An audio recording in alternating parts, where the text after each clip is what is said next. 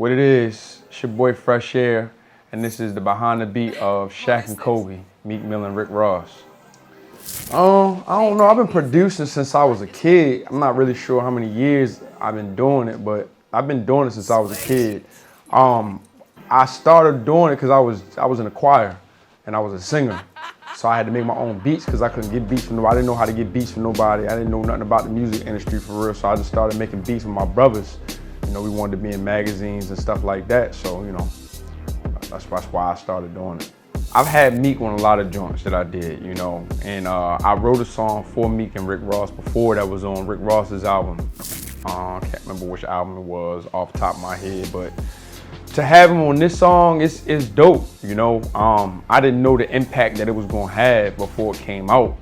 So when it came out, it kind of took me by surprise because, you know, the beat wasn't really crazy to me, you know what I'm saying? Like, it wasn't my best that I did. So when it came out and everybody was like, yo, this is one of the best Meek Rick Ross tracks, I'm like, bro, it's crazy. But I mean, it was dope though, having both of them on it. Like I said, I've been a collaborator with both of them for some time now. So basically, when I made the beat, so what I do is I try to help other producers out, right? So I do collabs with other producers, but if I don't know you, I don't do free collabs with you, you know what I'm saying? So you gotta pay me to take my time out to work with you, right? So it was this guy named David from Boston, and he hit me. He was like, yo, I wanna collab with you on some beats, right? So he was paying me to collab, and I was like, bro, you know, I'm gonna get you one, you know what I'm saying? But it just take more than one, you feel what I'm saying? So he just kept paying me to collab, and then one day Yo gave me like $1,500 just to collab on a certain amount of beats, and you know, he sent over the, you know, just different ideas that he had. And he sent this one, and I was like, yo, I'm gonna do something with this. So when I did it, that day, I had Benny the Butcher in mind when I made the beat. So I'm working on it, and I finished it, and I was like, yo, this hard. I was like, I'm gonna send it to Benny. So I text Benny, and I was like, yo, I got this beat for you, and I sent it to him. But Benny ain't never respond. So I was like, all right, well, you know, whatever. So after I finished making the beat, I sent it back to him. And then I remember one day Cruz had texted me. Cruz is Meek's engineer. Cruz was like, yo, send some vibes through. So I was like, cool. I seen Meek was on his hip hop shit. So I put that in the batch of the beats. And out of all the beats that I sent, that was the one that he picked out, which is crazy because I feel like I sent harder stuff.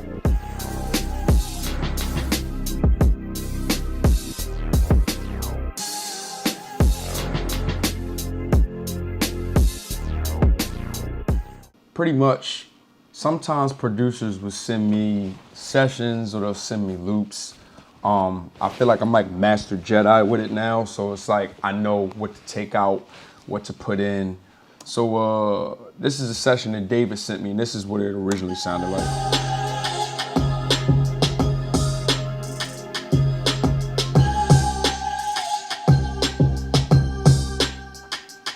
So like, hearing this track, I knew like I had to take out, I had to gut it. I just gutted his whole beat, and this is what I'm left with, right? So, boom. What I do is, this is what you're looking at is the final product of the beat. I freehand all my drums. This is what I came up with. So when I heard it, I was thinking to myself, hip hop, like I said, I was thinking more Benny the Butcher. So what I did was I was looking for like some dope like drum loops that I have, like some from back in the day drum loops. The drum, okay, here they go, they up here. Okay, so I used this one at first. This is the one that I used at first, but I didn't like that one. So I ended up scrapping it. That's why it's still in my audio files. And then I ended up using this one. As you can see, it's a little faster. So what I did was I got the tempo of it. I'm not sure what the tempo is off top. Let's see.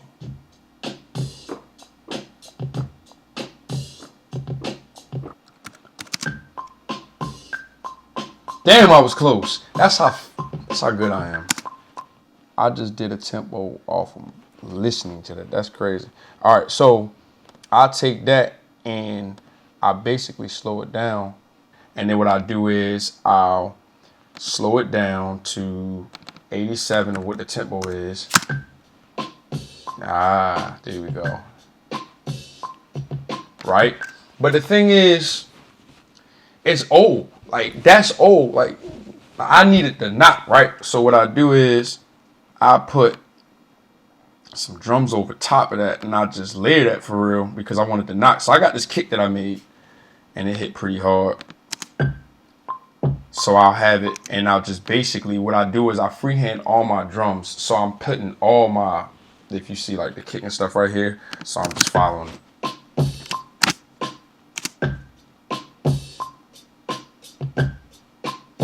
Right?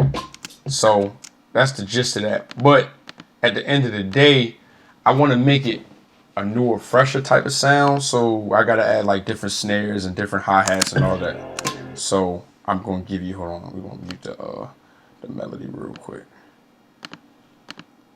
So I'm going to give you.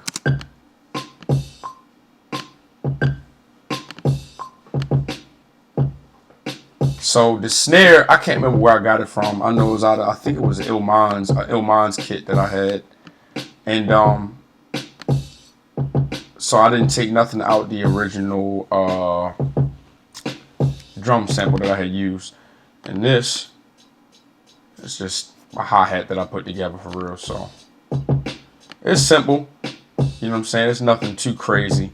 And then like what I do is like I add like my own, like I had this other sample that I had used in there, the one drum loop sample that I pulled up, and all I did was just cut it up. So put it right there like that, so it goes.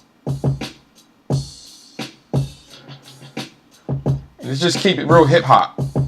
So yeah, so that's how I got the drums for that.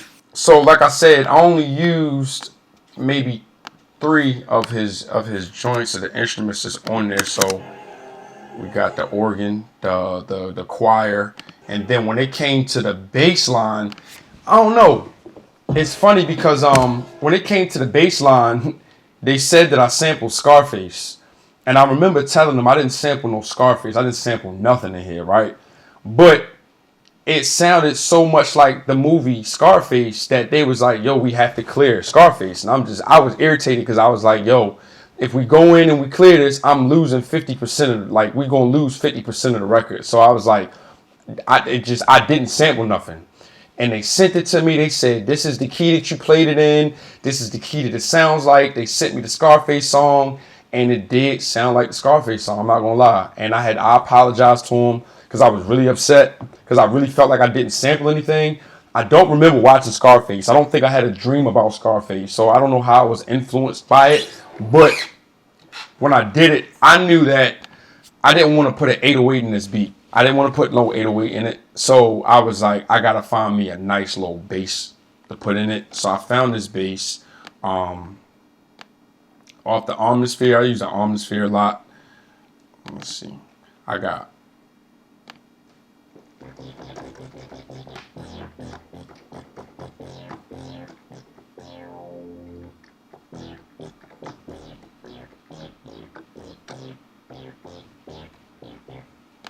Okay, so it's called the CS80P resolution bass. I know mad people about to try it. When they see this video, they're gonna go find that bass because the bass is so hard.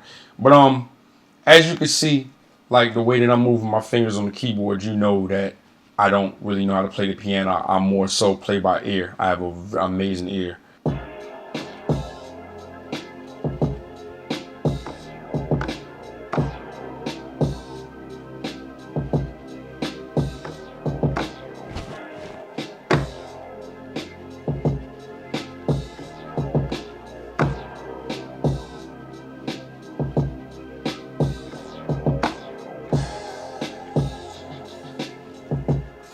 So that's how we got the bass line for the joint.